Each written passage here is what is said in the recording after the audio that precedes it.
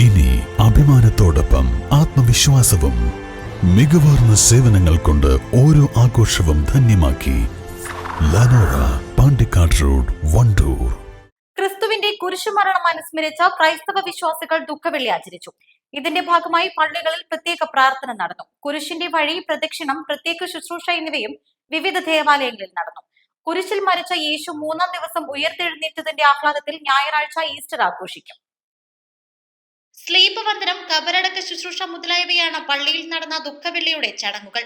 പള്ളികൾക്ക് സമീപമുള്ള മലകളിലേക്കാണ് കുരിശിന്റെ വഴി നടന്നത്. പള്ളികളിൽ ശനിയാഴ്ച വൈകിട്ട് മുതൽ ഈസ്റ്ററിന്റെ കർമ്മങ്ങൾ തുടങ്ങും. എടക്കര അറന്നാടപ്പാടം സെന്റ് ജോർജ് യാക്കോബായ സിറിയൻ ചർച്ചിൽ ഫാദർ ബിനോ ഫിലിപ്പ് ദുഃഖവെള്ളിയുടെ ചടങ്ങുകൾക്ക് കാർമ്മികത്വം വഹിച്ചു. സെക്രട്ടറി അനീഷ്, ട്രസ്റ്റി ചെറിയാൻ, നിലമ്പൂർ മേഖലാ secretary Johnson, youth secretary Vipin എന്നിവർ നേതൃത്വം നൽകി. East Live, Edakkara.